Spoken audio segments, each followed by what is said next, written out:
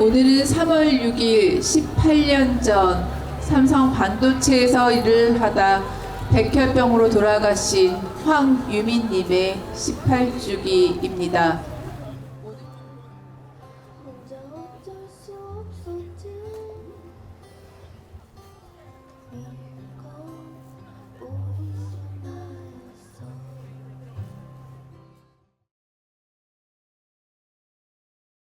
정말 얼마나 많은 노동자가 반도체 공장에서 일하다가 사망했는지 정확히 알 수는 없지만 적어도 우리가 알고 있는 반도체 산재 사망 노동자, 오늘 이 옆에 이렇게 질비하게 있는 분이 모두 무려 114명인데요.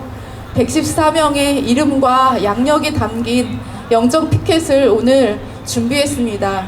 이 영정들을 들고 오늘 추모제 끝에 행진을 하려고 합니다.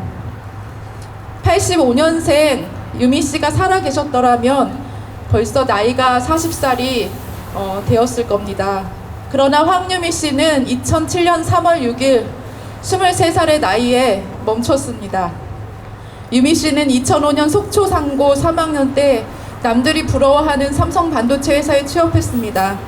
부푼 꿈을 안고 입사한 유미 씨의 다이어리에는 첫 월급을 타면 엄마, 아빠, 할머니에게 속옷을 사드리고 동생 시계와 신발을 선물하겠다는 너무도 착한 계획이 적혀 있었습니다.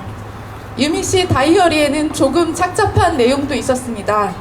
반도체 라인에서 실수를 해서 반성문을 연습한 흔적, 엔지니어에게 혼나서 펑펑 울었다는 일기, 그중 유독 시선이 머무는 내용도 있습니다. 엄마가 대학 가라고 했는데 끝까지 우겨서 회사에 왔는데 지금 퇴사하면 엄마한테 너무 미안해서 퇴사를 못하겠다. 슬픈 책이라도 읽고 펑펑 울고 싶다. 나도 친구들처럼 대학에 가고 싶다. 라고 적혀 있었습니다. 그런 유미 씨는 입사 1년 8개월 만에 이상이 찾아왔습니다. 속이 미식거리고 먹으면 토했고 또 어지럽고 하면서 백혈병이 찾아왔습니다. 유미 씨와 함께 2인 1조로 일하던 동료도 똑같은 급성 백혈병이 발병해 한 달 만에 숨졌습니다. 유미 씨는 조혈모세포 이식 수술을 했지만 그만 백혈병이 재발해서 2007년 3월 6일 병원에 다녀오는 길에 아버지가 몰던 택시 안에서 숨을 거두고 말았습니다. 산재를 의심했던 아버지, 2인 1조 작업자 둘 다 백혈병에 걸렸으니 산재라 생각했습니다. 화학물질로 동그란 반도체 기판을 세척하는 작업을 했다는 딸의 이야기를 듣고 화학물질에 뭐가 문제가 있다고 의심을 했습니다. 그리고 삼성에게 산재 처리를 요구했습니다. 하지만 돌아오는 답변은 단돈 500만 원으로 이걸로 끝내자는 입막음 뿐이었습니다. 그러나 유미 씨의 억울한 죽음의 진상을 밝히고자 노력한 지난 10년이 넘는 투쟁 동안 우리는 그동안 드러나지 않고 개인의 불행으로 여기며 살아왔던 제2, 제3의 황유미를 무수하게 많이 만나왔습니다. 인구 10만 명당 고작 2~3명뿐이 걸리지 않는다는 매우 드문 혈액암인 백혈병이 삼성 기흥 공장에서만 무더기로 나왔습니다. 반도체 공장에선 종이 쪽지 하나도 나오지 않는다. 삼성이 모든 정보를 통제하기에 아무것도 증명하지 못할 것이다. 결코 이길 수 없는 싸움이라고 이구동성 모든 일들이 이야기할 때 피해자들은 서로를 도왔습니다.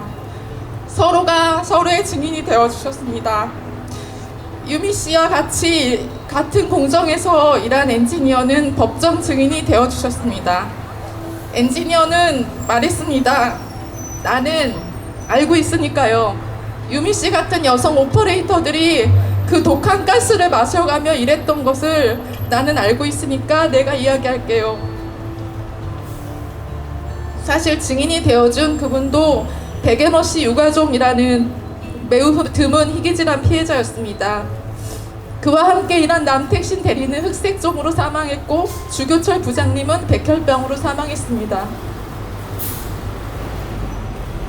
삼라인에는 하도 사람이 여럿이 죽으니까 노동자들은 사고 라인이라고 부르기도 했습니다. 지금까지도 그 3라인에서는 피해자가 계속 나오고 있습니다. 작년 가을에 난소암으로 이명수님이 사망했고 림프종, 뇌종양으로 투병 중인 분도 계십니다.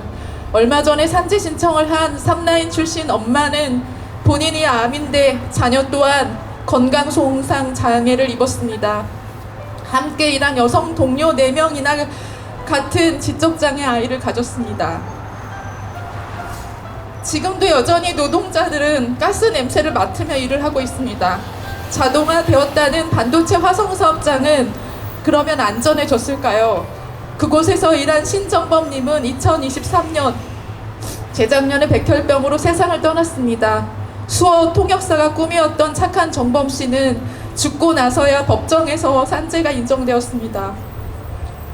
반도체 특별법에서 거론되었던 연구개발 노동자는 안전할까요? 아닙니다. 장시간 고강도 노동을 하면서 유해 물질에 노출되어 일한 연구개발 노동자들 피해자가 많습니다. 고 황선민님, 고 최진경님 등 반도체에 사용되는 PR 등 화학 소재를 개발하는 일을 하다가 백혈병과 유방암으로 젊은 생을 마감했습니다. 초미세 계량을 하기 위해 심지어는 국소배기 장치를 끄고 작업을 했다고 했습니다. 최진경님은 암 초기에 산재 신청을 했는데 암 말기가 되어도 수년째 산재 조사가 끝나지 않아 산재 처리 지연 문제가 심각하다면서 국회에서 증언을 하기로 약속한 당일날 응급실에 실려가 다시는 돌아오지 못했습니다. 옆에서 조금 지켜보던 저도 이렇게 억울한데 한평생 같이 동고동락한 가족들의 삶은 어떻게 되는 것일까요? 가족들의 시간은 사랑하는 이의 죽음 뒤에 멈춰버렸습니다. 단지 오래된 기흥 공장만의 문제일까요? 아닙니다. 반도체 조립 라인인 온양 공장에서도 백혈병으로 세상을 떠난 고 박지연님과 뇌종양으로 세상을 떠난 엄마 고 이윤정님 등 피해자가 너무 많습니다. 삼성만의 문제일까요? 그것도 아닙니다. 물론 삼성에서 가장 많은 피해자가 발생한 것은 사실이지만 후 공정을 담당하는 엠코 회사에서도 노조 노안 부장님이 유방암으로 사망하고 매그나칩 반도체에서도 김진기님이 백혈병으로 사망하는 등 한두 명이 아닙니다.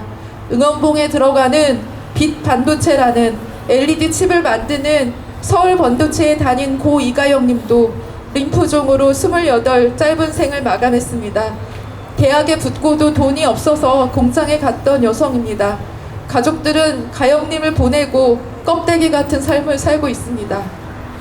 작년에도 5분의 사망 제보가 돌아왔습니다. 작은 반도체 소재 업체에서 불산을 취급하던 노동자는 불산이 몸에 튀긴 이후에 보름 만에 돌연사하기도 했습니다.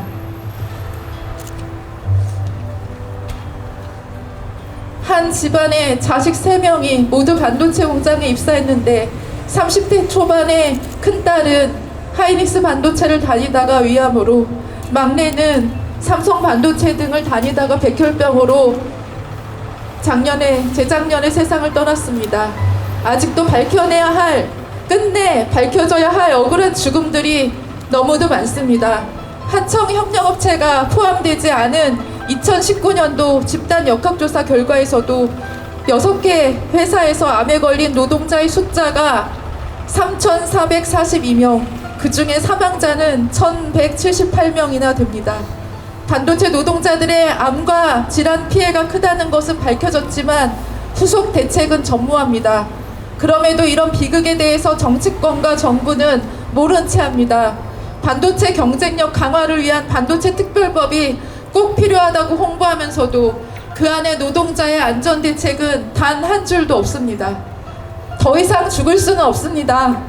우리 사회에 반도체가 꼭 필요하다면 노동자들이 죽지 않고 안전하게 건강하게 일하는 환경을 만들어야 합니다. 탐욕스런 재벌 기업에게 온갖 특혜를 주는 방식으로, 모든 권한을 그들에게 주는 방식으로 반도체를 생산하는 것에 반대할 수밖에 없습니다. 역사에서 보면 늘 죽은 자가 산자를 구해왔다고 합니다. 오늘 우리는 방진복을 입고 114명의 돌아가신 분들의 영적 피켓을 앞에 세우고 행진을 할 것입니다. 오늘 우리는 이분들과 함께 외칠 것입니다. 더 이상 죽이지 말라고, 노동자들의 생명과 건강을 짓밟고 만드는 반도체 특별법에 대해서 반드시 막아야 한다고 죽은 이들과 함께 외치는 그런 시간이 될 것 같습니다. 여러분 함께 투쟁합시다. 투쟁!